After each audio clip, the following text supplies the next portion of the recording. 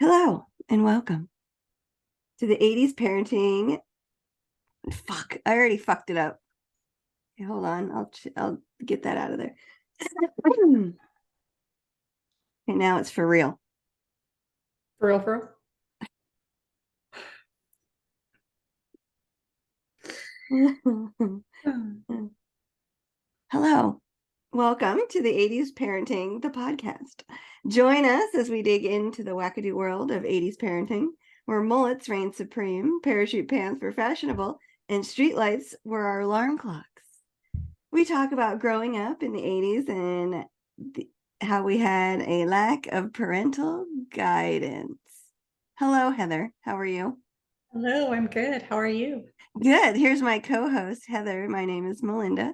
And we're they can't see that wave. So True. Sorry. true. So a little bit about us. Heather and I grew up in Arizona.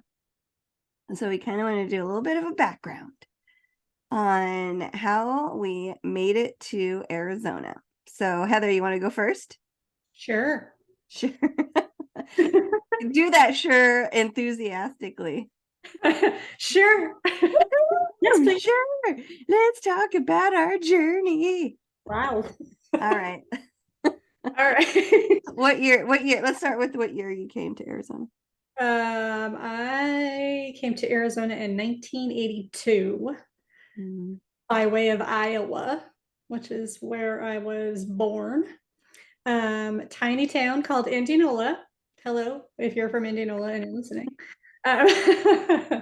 Um, but I came with my parents in a tiny little Pinto station wagon, Ford Pinto station wagon, Ooh, circa mid 1970s, white with wood paneling. Very, very chic. very Uh, classic. it was, it still is. I can pull up a picture for you if you'd like. Great vehicle. Um, so we decided to move here in 1982 because my mom and dad were on the verge of getting a divorce, and my mom didn't want to be the one to pull the trigger. So she thought that if we moved to Arizona, my dad wouldn't come. So my dad is very, very close to his family, and all of his brothers and sisters and parents lived in Iowa. And my mom's parents actually retired to Arizona a few years before we came out here. And so she decided that she wanted to come out here. And we packed up the family truckster and headed out west. Had you ever been to Arizona to visit your grandparents? No, no, they came here a couple of years before and they went to Yuma originally, which is it's pretty much on the Arizona Mexico border. Mm-hmm. And they decided they didn't like it there. So they came up to Mesa, which is like a suburb of Phoenix. Um, And so that's where they lived when we moved here. But I had never been outside of Iowa when I moved here. No, Iowa, somewhere in the middle. You got that right. Pick it out on a map, kids. Oh, somewhere in the middle. I know East Coast and I know West, and then the rest are in the middle. Maybe Texas. It's on the bottom. Yeah. Yeah, Florida. Yeah. You So had in elementary school. exactly. This is what we're talking about. The retained information that I have is minimal. Do How you did you, remember how you got to Arizona? I do remember how I got to Arizona, but first I want to hear about your journey. Oh, it was fun. Hold on, So hold on. Let me get comfortable because I've never heard this story before. Okay, go ahead. so as previously stated, we had a Pinto station wagon, which I guess to put it in perspective, so it's not a full size. Like when you think of a station wagon, I always think of like the Griswolds, you know, family truckster that they took to Wally World, the big, Yeah. huge one. A Pinto station wagon is not that. It is probably a little bit smaller than like a Subaru Outback, not nearly as cool.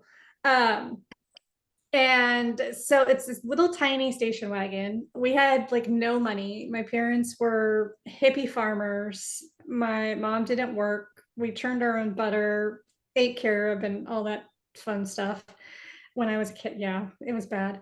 Um, Oh, there's a story of carob that I will discuss later, and it still scars me. Yeah. Go ahead. Sorry. Candy is its own episode in the future. Ugh. There was some fantastic candy in the 80s. I'm surprised we didn't all explode. Uh, and so we didn't have any money, really. And so we packed up what we could in our car. We sold off everything else to pay for the gas and the hotels to get here. So this little Pinto station wagon is crammed full of boxes of everything that we owned. There were no seatbelts in this vehicle, so I had to sit in the middle of the back seat. And there was so much stuff. Like I was literally, I mean, we could have been in a horrendous accident. I wouldn't have gone anywhere because Hey, the boxes were your seatbelt. boxes were my seatbelt. You're welcome. And my airbags and my, but I actually, there was so much stuff in the car. I actually had to ride all the way from Iowa to Arizona, which is a 2-day drive, with my knees up to my chest, curled up in a tiny ball. Oh, good thing you were little. I know I was little, but hence the reason I have back problems and hip problems and knee problems today. Yeah, and psychological problems. Yeah, that didn't stem from the drive here. You never know. Could have Good. came from there. How old were you when in 1982? 9. 9 years old. 9 years old. 9 years old, which is the third grade. Yes.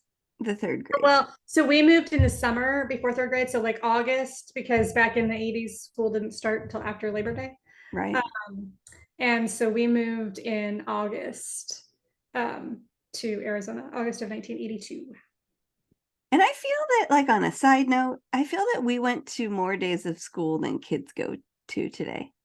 There was no fall break. There was, you got off school for Thanksgiving and maybe the day after. I think we had Thanksgiving and the day after. And I remember we did get 2 weeks off for like Christmas through New Year's, right? Yeah. Yeah. And then we got 1 week of spring break, but they've added a lot of holidays that we didn't used to have. Well, I mean, for good reason. Now they're national holidays. I mean, I enjoy a national holiday because I get them off work. So. Oh, does Monday, bank holidays, our school holidays. Yeah. So you get to Arizona in 1982 summer.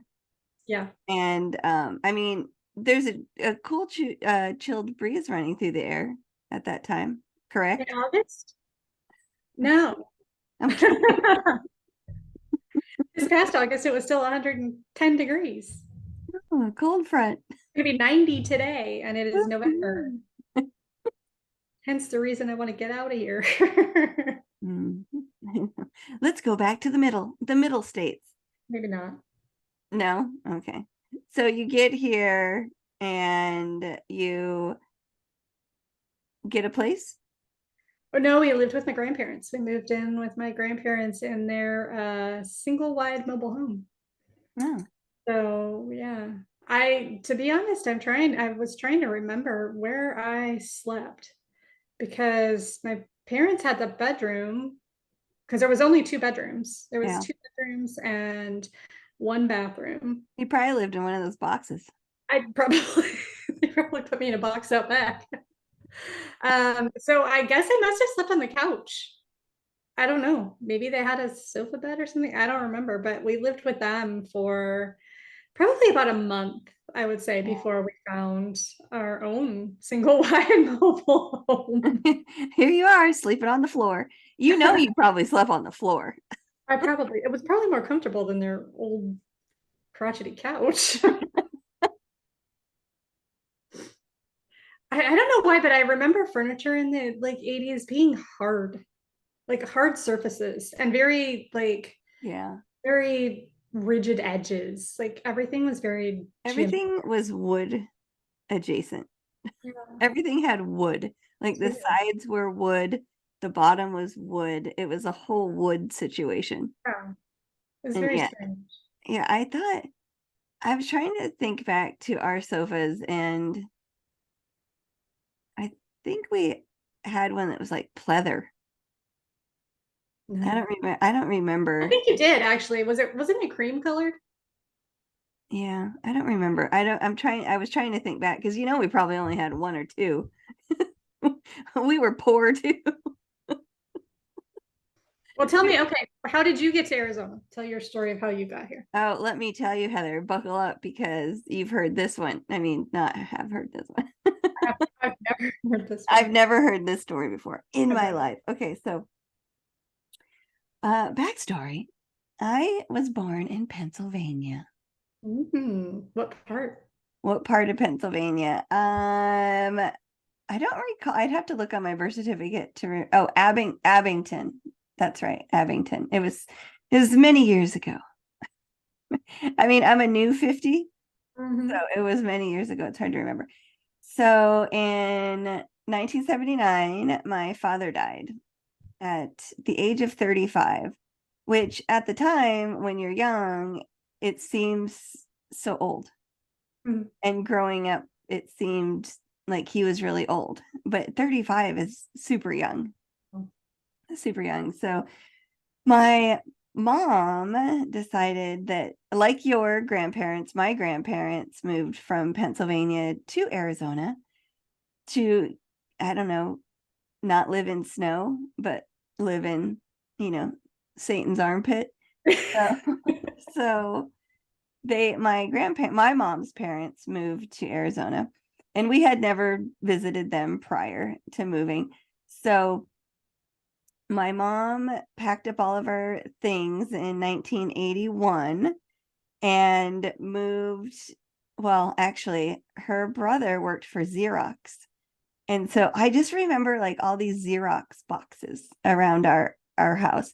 And I don't know how they like finagled that, but I'm sure it didn't cost my mom any money because we had zero funds. So they picked up all of our things, and my grandparents had a 70s motorhome, Nice. Winnebago. And I think it was green with wood paneling. That was kind of a theme back then. The wood paneling. I mean, what was that? Let's make our cars look like wood. I don't know. I never understood. I don't know what the fashion trend that was, but let's not go back. Thankfully, But it's over. thankfully it's over. I'm sure it'll be back. Kind of like parachute pants are back now. And all the things that we did 20 years ago are back. Yeah. I should have kept all my old clothes, although they wouldn't fit anymore, but that's another story for another Yeah, time. I mean they've yeah, I guess they've revamped them, but the if you would have saved all of them and you could sell them from because everybody in the 80s was thin. Yeah. We'll have, you know what? Let's do an episode on clothing sizes Yeah, because what's happening now I is don't not know. accurate. It's not accurate. I mean, anyway, I digress. So we packed up and moved. I have a younger brother named Adrian, who I now call my older brother, and I think a lot of my family members are even starting to believe me that he was born first. He's the golden child. And we'll get into that when we have him on the podcast. Yeah. So we packed up, moved to Arizona, and we moved in with my grandparents briefly before we got a place. And that was it. And then I started school at Jefferson Elementary. I believe we moved in June or July. And I have no reference for that because all parties involved except for Adrian and myself are dead. I Oh, can't geez. I can't ask anyone the details of said move. But it's kind of fuzzy because every summer my grandparents would take us in their RV across the country. Oh, okay. So my grandfather was born in Canada, came to North Dakota, so we would visit North Dakota. Recently found out that he was from Canada, meaning like last year. Wow. Never How'd you knew. find that out? Well, because, Heather, our parents never talked about anything. And once it was done, it was done. And that's it. You don't say much, if at all, Sure. about anything. Anything. There's no discussion. Yeah. There is no social media and having a discussion about your feelings. There was no feelings involved in the No. 80s. You did what you did, and that's it. This is true. So we moved, and I started Jefferson Elementary in Mesa, Arizona in 1982 with Mr. Breeze. So you were in second grade. I was in the second grade. And it's weird how you can picture certain things. And they I guess there's statistics, probably some Harvard guy did a survey. You remember the teachers that made an impact on Mhm. your life, either negative or positive. Definitely. So it's weird because I remember my second grade teacher, Mr. Breeze, my third grade teacher, Miss Atkinson, my fourth grade teacher, Miss Pope. Don't even know who I had for fifth grade. So apparently that didn't make an impact. And sixth grade, I had Mr. Elmer because he was an asshole. And I remember he was an asshole. He used to make us run laps. You used to get lap strips if you Oh, ran laps around the playground. And I don't know why? how long the playground was, but you would get lap strips, and that's what determined you going on field trips. So if you weren't a runner, you didn't go. He was God, extremely I didn't have that teacher. Although I was a really good runner in school when I was little.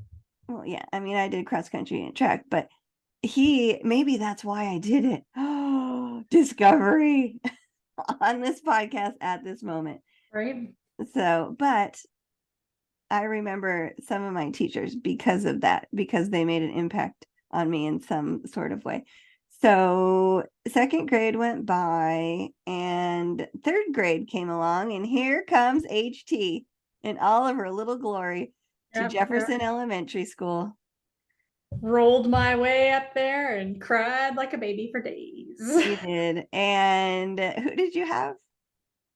For third grade, I had Mrs. Ferguson. Miss Ferguson. I had Miss Atkinson.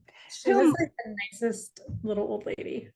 Yeah, I had Miss Atkinson, who was also very nice, and probably, I bet you, I bet you she's in her 70s because she was a young teacher, Yeah, Mrs. Ferguson, I'm sure is no long longer. gone. Yeah, She was because she a was older. fantastic teacher. She was like my grandma. Oh, I that's know. sweet. So Yeah. sweet. So, speaking of Miss Atkinson, so Miss Atkinson sees this little girl crying on the playground. I wonder who And that she, poor little thing. Gosh, didn't poor little everybody thing. feel so sorry for her? She must have Oh, been so scared and sad. uh-huh. Yeah. She so Miss Atkinson says to me and my friend that I was hanging out with, that we were in the same class, and she says, "Why don't you go over to that little girl and talk to her?" And we said, "Okay," because we're in the third grade and you do anything the teacher tells you. So we went over and we introduced ourselves, and 41 years later, I am still talking to her now. Yeah. There you are, Who was the friend? Is it Tracy. as I was gonna say, is it who I think it is? Tracy, who we still talk to. And we'll probably have her on this podcast. Yes. So that's our little meet cute, Heather and I. Yeah. That was 41 years ago on the playground. And one of us was crying and one of us was consoling. One of us was well adjusted because you had good parenting. That's true. The other one was thrown to the wolves. Thrown to the wolves. So those are our stories, and we just wanted to introduce ourselves and welcome you to our 80s Parenting, the podcast. And we're going to get into all things funny, cringy about the 80s. Cringy. And if you would we would love to have you on. If you were born in the 70s, grew up in the 80s, and had some fabulous 80s parenting. Or even if you were born in the 80s and grew up in the 90s, we really don't care. Yeah, we care. It's called 80s Parenting Podcast. I know. Well, if they were born in the early 80s, they had some 80s parenting in their formative years. You have to remember enough of it to be able to tell a solid story, of course, but. Okay. Well, I guess if you were born in 1980 or 1981. Yeah. Well, because you'd be young. You'd only be We 10. love everybody. Do we?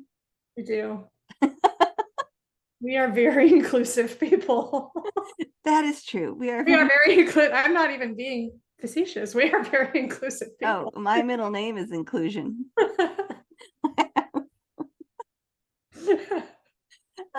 So those are our stories. We can't change them, unfortunately. And our next episode, we're actually going to dig a little bit deeper into our parents. We'll introduce you, not literally, but we'll introduce you to our parents and we'll discuss their parenting styles. Yes. And some funny little stories about how we came to understand their parenting styles. Yeah. Well, I mean, we could try to bring them back. You got a Ouija board that was popular in the 80s. Don't mess with those. Don't mess with the Ouija boards. That was a thing. Do they still have slumber parties? Do kids still have slumber parties? Yeah. Do they? Interestingly, though, now some of them like are boy-girl slumber parties. Yeah, that wouldn't have happened. Yeah, no, not at all. No, there was no boys allowed. Because I have a son. Except for Adrian was always there. Adrian, well, yeah, because his friends would spend the night with us. So it kind of was. Yeah, oh yeah, I guess so. No, but I meant like Adrian was always around. Yeah. So He was always around. He was always around. Oh, we should mention that Heather is the only child. I am an only child. There's a lot to unpack there. I have surrogate siblings. Their names are Malinda and Adrian. And who's older? Adrian. That's right. That is correct. That is the correct answer. Sure. So we will see you guys next time on the podcast. And we really appreciate you being here. If you are a listener and want to be on, we'll put all the information in our show notes and on a website if we get that going. And all of our social media, once again, if we get that going. We will. Yeah, put it out there in the universe. We will. So we'd love to have you on. And if you're into reviewing, if you have, a moan. Only nice things to say. If you have only nice things to say in a 5-star, we'll take it on Spotify and Apple. And you can leave a review on Apple. You can give us stars on Audible or Amazon. So all of the above, check. So thank you all for being here. Yes, thank you. Lovely to meet you.